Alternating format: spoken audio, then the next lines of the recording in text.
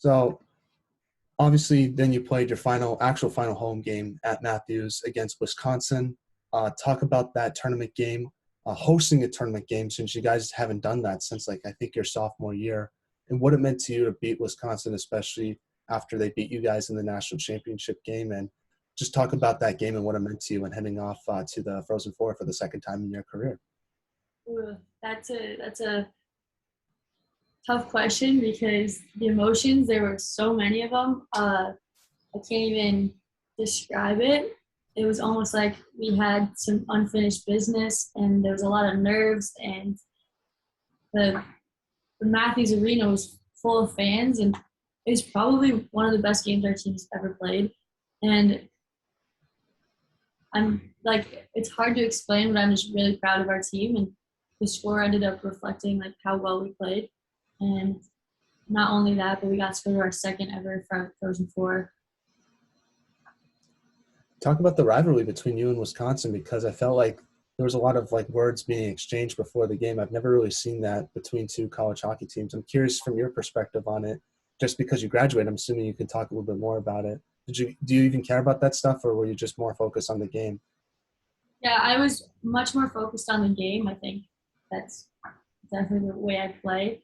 I'm kind of I'm not aware of that stuff during the game. Like I don't really talk to the players. I don't chirp. I don't do that stuff. But the rivalry, you could just feel it. You could feel it, and a lot of players on our team were friends with players because they've played with them in the past, and so you got some players from the past, and then you got your rivalry along here. So yeah, I wasn't really paying attention to that. I think a lot of us weren't, but it ended up paying off in the end. So Do you think the media kind of made that, I guess, bigger than it actually was? Because I remember that was a pretty big story before the game was even played.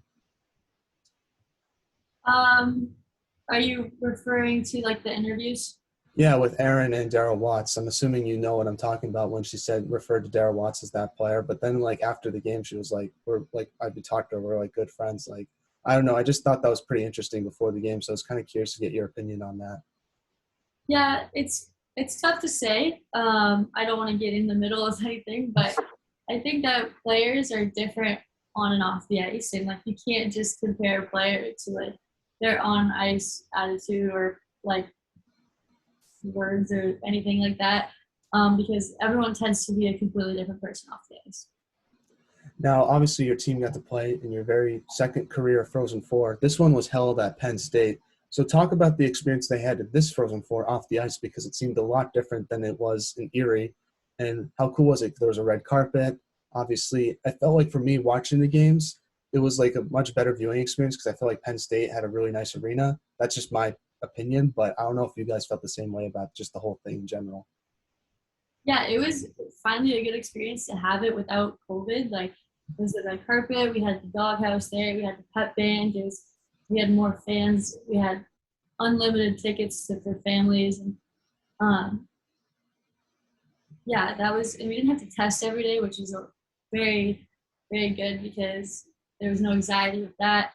Um, but we're just glad we got to experience it somewhat normal, and all the fun things that they had planned for us outside the hotel. So That's awesome. What's like your favorite like non-hockey moment at the Frozen Four? Was it just the red carpet, or was it like did you guys get to do anything in Penn State? I feel like it's kind of in the middle of nowhere, so there's not like much you can see like on a college campus. But I'm curious if there's anything cool to do out there.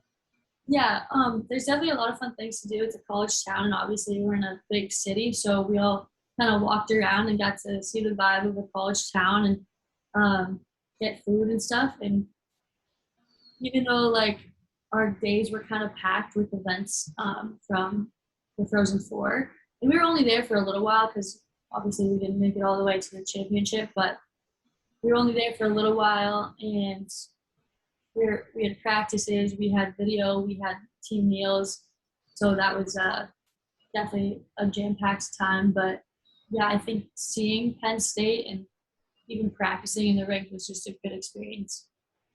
Now, in the Frozen Four, obviously you played against Minnesota Duluth again. This time they beat your team in double overtime. So talk about that game and what was different about this game against Minnesota Duluth versus last year's Frozen Four, and I guess what emotions were you feeling after the game, knowing that that was going to be your final game wearing the Northeastern jersey? Well, uh, I rewatched our game, which was I don't know why I did that, but I decided to watch my last game ever. But looking back now, it seemed like it was very back and forth. Like one team would get the puck and go to this end, the other team would go this way, and it was just back and forth. The goalies played great, and the players were playing well. But by the end of the second OT, like towards the middle, you could just see both teams kind of fatiguing out, and I feel like that's not a great representation of how well they actually play hockey and how because when everyone's tired, it's just like a completely different game. So I think that the second OT was just was heartbreaking, but things happen. And even though we were ready to go to the finals, being in the Frozen Four was just a huge honor. So Yeah, and looking back at your time at Northeastern, like what do you take away from it? Like how, like I guess like talk about your college hockey experience as a whole, like and what it meant to be a Northeastern women's hockey player, I guess is what I'm trying to ask you. yeah, of course. So that's definitely a tough question to answer, but I've definitely learned a lot. I grew a lot from it. Being a player who didn't see the ice at all freshman, sophomore year, and then just working hard, just trying to build that up, and eventually it all paying off, and like having the opportunity to go to the Frozen Four, which every hockey player dreams about. It's just something like I can't even describe. And even though we didn't win, I have made some unbelievable memories, unbelievable friends, and that's really all I'm gonna take with me. So Now I know you're planning to play hockey in Europe next year, but do you plan to visit Northeastern in the near future and watch some of your former teammates play?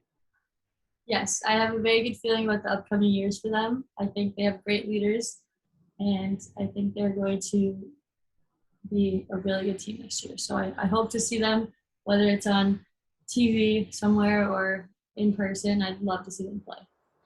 Well, I know that Hockey East signed the ESPN Plus deal recently, so all you have to do, I feel like, is just get that app, and you probably can watch pretty much every game from there.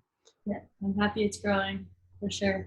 That's awesome. I do have one overtime question for you. This is not like about your overtime. This is just my opinion. So I think when overtime gets, I've noticed this in NHL playoffs and in college hockey as well, but I feel like at some point, like you have to like end the game somehow. I feel like when the game goes beyond two overtimes, the players start getting fatigued and the product starts to suffer a little bit.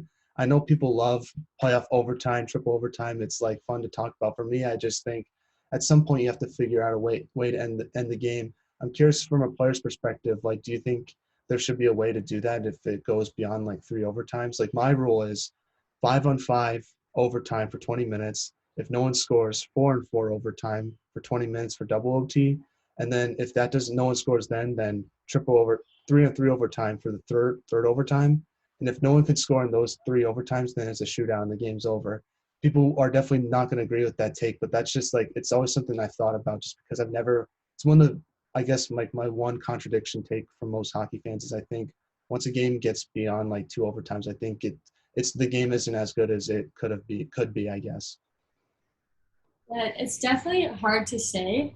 I think I totally agree with you that the level of hockey that we're able to play at during the second overtime is just not a good representation of either team. But like playing 3v3, because during the season, once it went into overtime, we play 3v3, which just also isn't a great representation of the team. Because it's like the same however many players playing. Like the coaches, they're gonna put their best players out. Um, and it's a different game, and it's hard to say. Mm-hmm. Um, I'm a big fan of the shootouts, don't get me wrong, because I love shootouts, but I do think 5-on-5 might be like the best. I don't know. It's hard to say. Yeah, I know because like I know teams don't want to lose in a shootout, but I also say like if you can't score in three overtimes, like then that's how you're going to have to lose just because you had basically a whole other game to decide the games. I know this is for only like rare occurrences, but it's just something I've thought about just because I thought that Calgary Dallas game last night. That I thought that game was doomed for like double or triple overtime. Obviously, that ended up not happening, but it's just something I thought about, and I was curious to get your opinion on it. Yeah, I can't say because I think that especially our team like Northeastern, if our team is playing 4-on-4, I do not doubt us at all. Not that I'm saying 5-on-5 is bad, but I'm just saying there's a lot more space on the ice for our really fast players to skate. And I think that if that were the case, then it would have been over in a minute. So we're now in a segment I like to call the non-hockey segment, where I ask you some non-hockey questions before we end off the interview. So first question is, who is the funniest teammate that you have at Northeastern? Ooh, that's a tough one. Everyone's so funny. I've been told that Alina Mueller is funnier than people think she is. That's what I've been told. So. Oh yeah, yeah. She's hilarious, and like she kind of is like a sneaky funny. Like if she says something, it's probably gonna be funny. Yeah. Yeah. So lighthearted too. Like just such a good person. So you can't help but like laugh at her, you know. But I think there's just so many different types of sense of humors. But I do think that Katie Knoll I sit next to her in the locker room this past year. Like she doesn't say it loud, but she'll say it and I hear it. I'm just like, that was so funny. Mm-hmm. No, I definitely agree. I feel like every teammate like brings like some, I don't know, some people like are like sarcastic. So it depends like on the sense of humor, I guess, that you have to find out like who you think's the funniest, I guess. But it's good that Northeastern has a bunch of different characters for that. Yeah, for sure. I definitely think Coach Flint has some awesome dad jokes though. He's pretty funny. He's a funny guy. Yeah, that's awesome. And Alina's like one of the nicest people ever too. Like I think that's something that a lot people obviously talk about our hockey abilities, and rightfully so. But like I was at the Northeastern Western Michigan game, like at the DCU Center, and like she said hi to me and like recognized me from like one interview I did with her. So it just shows you how good of a person she is. She's so nice, and she won that MVP, I think, of the Hockey East tournament, and just went straight over to Maureen Murphy, and gave it to her. And both of them were going back and forth, and I just think that it was an honor just to like see that and like be on the team with those players. Like, who does that, you know? Mm-hmm. Great teammates. Obviously, who has the best chirps on the team? You said you're not a chirper yourself, but is there someone else on the team that has good chirps from your perspective? You know, I have to say Tessa Ward. Probably, I think she talks the most, but also, yeah, definitely Tessa. Now, you obviously have the best style on the team. I saw some of the pregame outfit posts that Northeastern posted before some of your games, and I got to say, shout out to you. I think you have one of the best styles in college hockey. Also, Tessa Ward has great style as well. So I'm curious, like, do you think Northeastern women's hockey has the best pregame outfits in all of women's college hockey? And who would you say has the best style on the team? Because for me, it's very hard to decide. Definitely, I would definitely say Northeastern has the best style overall. No question in my mind. I literally get to the rink early just to see everyone's outfits because I just think they're so good. But yeah, Tessa's style is a little bit different from mine. She likes to like have stuff that nobody else has, and I love that. I absolutely love that, and it's so unique and fun. Where I like to have it like simple, like and maybe like one item or like either my hair or something like kind of like out there. But I'm more of a simple style. And as for the best style on the team, on or off the ice? Off the ice. Off the ice, I'm going to have to say I really like Lily Jovetic, her style, and then Molly Griffin. So they borrow each other's clothes a lot. So I guess that goes hand in hand. But yeah. Yeah, I think with Tessa, one thing that impresses me is the hat game is really strong. I think that's what sticks out to me the most because I saw that every time Northeastern, like I said, posted one of those pregame outfit pics before a game, like she was always the first slide just because her outfit always caught your eye. Yep, great style. Now, another question is, what music do you like to listen to before a game? This is gonna sound really weird, but I like to listen to like just like calm country, everything. I like to listen to music that makes me happy because I play the best when I'm happy. And then I only listen to it like walking to the rink. And then once I get into the rink, I'm just saying hi to everyone. Like I don't like to have my headphones in, so I listen to whatever they put on the speaker, and then I go play soccer and stretch and do all that stuff that I need to do. Now, one more non-hockey question, but if there was a movie made about your life, who would you want to play yourself? Ooh, I've never thought about that. I don't know. Like anybody in the world or just on the team?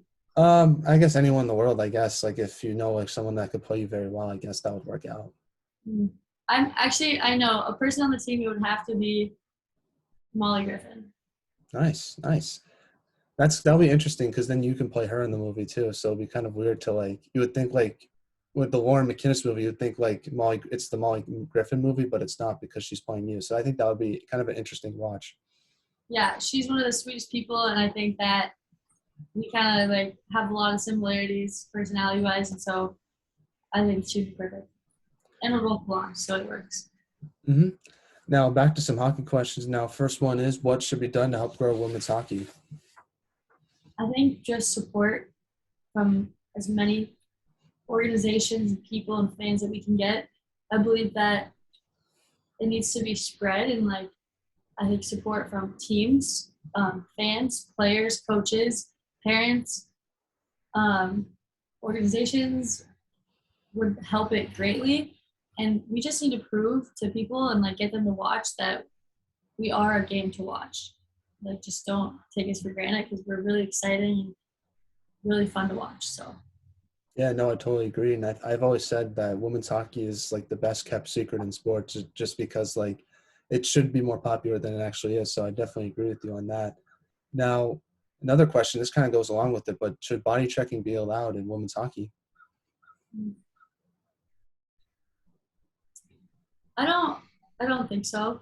Mm, I feel like I feel like it's already very physical, but I guess it's hard to say because guys obviously have different heights and strengths too, but I think the gap in women can be huge. And like we have players who are like 5 foot tall playing against us, and like I'm like a pretty tall person. We have a person who's 6'1" on our team.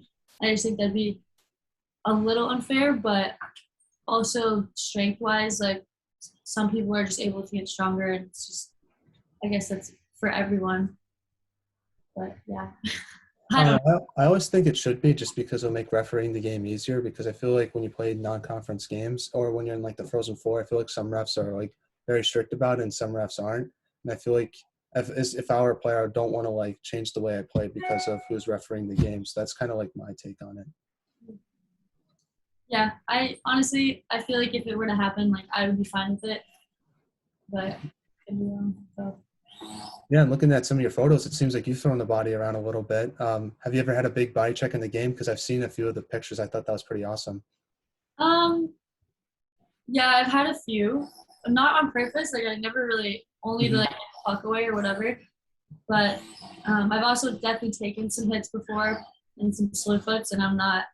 Yeah, I don't like that, but I'll do whatever I need to do. If I need to hit people, then I will. So Awesome. I would say I'm a more physical player. So. Now, last question is, what advice would you give younger players who are trying to pursue a career in hockey? As to go to college? Yes, specifically women's college hockey, like women's hockey players. I would say to pick a place that you could go to school even without hockey, because if you were not to play or if you were to get injured and you couldn't play, that you still would be happy there without hockey. And don't let the name or the championships or anything like alter where you're going to go. Or do you have any shout outs you want to give before the interview ends to any of your family members that might be listening, to teammates that might be listening, or just anyone else in particular? Maybe some friends that might not play hockey. Feel free to shout them out now. The time is yours. Shout out to my family and my teammates. And then shout out to my academic advisor, Gina, for helping me get through college this year and every other year. So that's awesome. Well, thank you so much for coming on the podcast, Lauren. I truly appreciate your time. It means so much to myself. I know we've been planning on having you on for almost like a year now, so it's good that we finally found time to do it. So thank you so much for your time. And I wish you nothing but the best with your future endeavors and for potentially playing hockey in Europe. I know you're going to do great things no matter what you decide to do. So, but thank you for coming on. I truly appreciate it. Thank you. Thank you for having me on.